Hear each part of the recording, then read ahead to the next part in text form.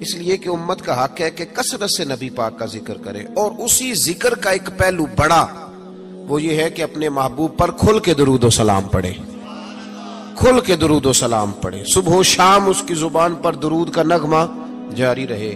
اور حضور کا یہ حق ہے امت پر کہ امت اپنے نبی کی فرما برداری کرے، امت اپنے رسول کی فرما برداری کرے، اتباع کرے، اطاعت کرے، حضور علیہ السلام کے نقش قدم چلے۔ اور پھر 5ویں نمبر پر امت کی ذمہ داری ہے کہ امت نبی پاک کے دین کی تبلیغ کرے۔ دین کی مسواک کرنا سنت ہے نا جی، پتھر کھانا بھی سنت ہے، پتھر کھانا بھی یہ بھی سنت ہے۔ نبی پاک صلی اللہ تعالی علیہ وآلہ وسلم کی محفل میلاد میں ذکر مصطفیٰ کرنا بھی سنت ہے۔ اچھا پھر مزے کی بات دیکھیں، اشتہار لگانا جو ہے نا، اشتہار یہ تو بدعت حسنہ ہے، اور دروازہ کھٹکھٹا کے کسی کو محفل کی دعوت دینا یہ میرے محبوب علیہ السلام کی عین سنت سے ثابت ہے۔ تو جس کا زیادہ اجر تھا نا اس طرف توجہ ہی نہیں، دروازہ کھٹکھٹا کے کہ بھائی آج محفل ہے، یہ وہ سنت ہے جو میرے محبوب نے طائف جا کے ادا کی تھی۔ لوگ کہتے ہیں بڑا خرچہ کیا، بھائی کیا خرچہ کیا ہے؟ کہتے ہیں میں 26,000 دے اشتہار چھاپے۔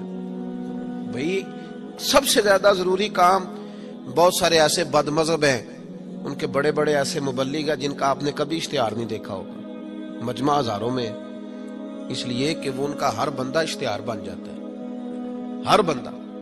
تو یاد رکھے نبی کریم صلی اللہ علیہ وسلم کا یہ حق ہے کہ امت محبوب کا ذکر کرے، تذکرہ کرے، دین کی تبلیغ کرے، اور حضور کے دشمنوں کے ساتھ بغض رکھنا یہ بھی نبی پاک کا حق ہے۔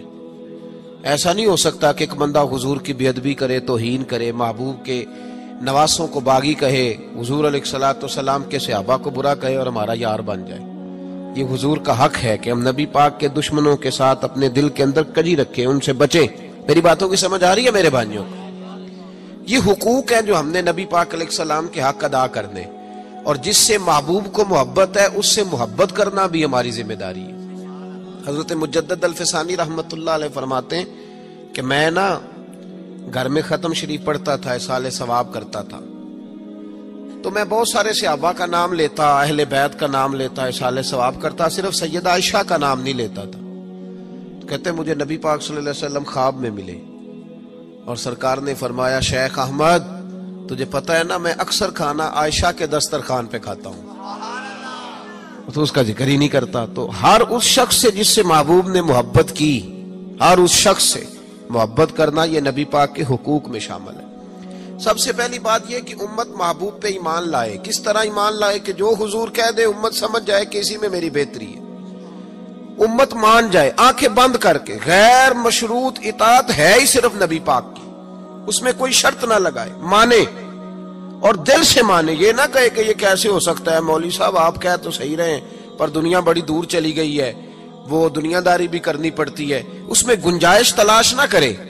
جو حضور کہہ دے اس پہ ایمان لے آئے، جو نبی پاک فرما دے اس پر ایمان لے آئے۔ نبی پاک صلی اللہ علیہ وسلم مکے سے ہجرت کر کے مدینے تشریف لا رہے تھے، حضرت ابو بکر صدیق ساتھ تھے۔ ابو جہل نے اعلان کیا کہ جو محبوب علیہ السلام کو معاذ اللہ گرفتار کرے گا 100 سرخ اونٹ ملیں گے۔ اور بھی بہت سارے لوگ آئے، سراقہ بن مالک بھی گھوڑا لے کے آئے، حضور تک پہنچ گئے۔ نبی پاک علیہ السلام کا اختیار زمینوں پہ بھی چلتا ہے، آسمانوں پہ بھی چلتا ہے۔ سرکار دو عالم صلی اللہ تعالی وسلم کو گرفتار کرنے لگے تو حضور نے زمین کو حکم دیا، زمین نے سراقہ بن مالک کے گھوڑے کی ٹانگیں پکڑ لی، گھوڑا اندر دھسنے لگا تو سراقہ کہتے ہیں میرے اندر سے آواز آئی یہ اللہ کے سچے نبی ہیں، لیکن ابھی میں پورا مانا نہیں۔ کہتے ہیں میں نے عرض کی کہ حضور مجھے معاف کر دیں، تو معاف کرنا تو میرے محبوب کا طریقہ ہے نا۔ کہتے ہیں معافی مانگی تو محبوب نے اسی وقت فرمایا جا تجھے معاف کیا۔ سراقہ کہتے ہیں میں نے پھر جرت کی، پھر بڑھنے لگا، پھر زمین نے میرے گھوڑے کو پکڑ لیا، ٹانگیں اندر دھسنے لگی۔ البدایہ ون نہایا اٹھا کر کے دیکھیے محبوب پاک سید عالم صلی اللہ علیہ وسلم نے دوسری دفعہ جب زمین میں اس کا گھوڑا دھسنے لگا تو پھر عرض کرنے لگے حضور معاف کر دیں، فرمایا جا تجھے معاف کیا۔ سراقہ کہتے ہیں آواز اندر سے آئی پر ابھی میں پورا مانا۔ آواز تو ہمارے اندر سے بھی روز آتی ہے کہ بدل جانا چاہیے، ہمیں دین کی طرف آ جانا چاہیے، پر ہم بھی تجربے کرتے رہتے ہیں اللہ ماشاءاللہ. کہتے ہیں 3 دفعہ ایسا ہوا، 3 دفعہ نبی پاک نے معاف کیا. پھر میرے اندر سے آواز آئی کہ یہ اللہ کے سچے رسول ہیں. جب تیسری دفعہ معاف کیا تو محبوب مسکرانے لگے. ایک کسرا کا بادشاہ تھا، توجہ ہے میری بات پر. کسرا کا ایک بادشاہ تھا تو ہاتھوں میں کنگن پہنتا تھا، موٹے موٹے سونے کے کنگن. وہ جب بات کرتا نا تو کنگن ہلتے، جس طرح ہمارے حکمرانوں کے بڑے للے تو للے نہیں. آپ کا ایک ایسا وزیر اعظم گزرا ہے جو دلی سے کپڑے خریدتا تھا اور آسٹریلیا سے سلوایا کرتا تھا.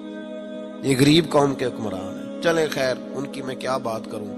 اب تو پیروں کی گاڑی بھی 1.5 کروڑ کی آتی ہے، ان کی میں کیا بات کروں. اب تو لوگوں کو فقر کا درس ہے. دنیا کو کہتے ہیں فقیر ہوتے جاؤ، خود امیر ہوتے جاتے. اب تو یہاں بھی حال بڑا اللہ ماشاءاللہ عجیب ہے. اس طرف کیا جاؤں، یہاں بھی رونا بڑا سخت ہے. غریب سادہ تو رو رو کے ہو گیا تائب، کاش اس پیر مغاں کو بھی مل جاتی توبہ کی توفیق. اور اقبال نے کہا یہ نذرانہ نہیں، یہ سود ہے پیران حرم کا جو لگایا ہوا ہے ٹیکس. آئے ہو تو کیا لے کے آئے ہو، آمدام برسر مطلب. وہ کسرا کا بادشاہ جو تھا وہ کنگن پہنتا تھا، جب بات کرتا تھا تو بجتے تھے. تم مشہور بڑے تھے کہ اس کے کنگن ہیں بھائی. نبی پاک صلی اللہ تعالی علیہ وآلہ وسلم کو جب سراقہ آگے بڑھے نا گرفتار کرنے، تو محبوب نے فرمایا تو مجھے پکڑنے آیا ہے، ایک وقت آئے گا کسرا کا علاقہ فتح ہوگا، اس کے وہ کنگن میرے غلام اتار کے لائیں گے، اور سراقہ میں یہاں کھڑے ہو کے سالوں بعد کا وہ واقعہ دیکھ رہا ہوں کہ اس کے کنگن تیرے ہاتھوں میں آئیں گے. اب ذرا رک کے سوچئے، مکے سے نکلے ہیں، مدینے ابھی پہنچے نہیں، ایک گاؤں پہ بھی مسلمانوں کی حکومت نہیں. میرے محبوب نے اتنی بڑی بات کر دی، کسرا کا علاقہ فتح ہوگا. حضرت ابوبکر صدیق مسکرانے لگے. عامر بن فہیرہ فرماتے ہیں میرا سینہ چوڑا ہو گیا. بھئی تمہیں کیا ہوا؟ کہنے لگے محبوب نے کہہ دیا ہے تو انشاءاللہ علاقہ فتح ہو کے رہے گا. ساڈے نبی دی زبان، ساڈے واسطے قرآن.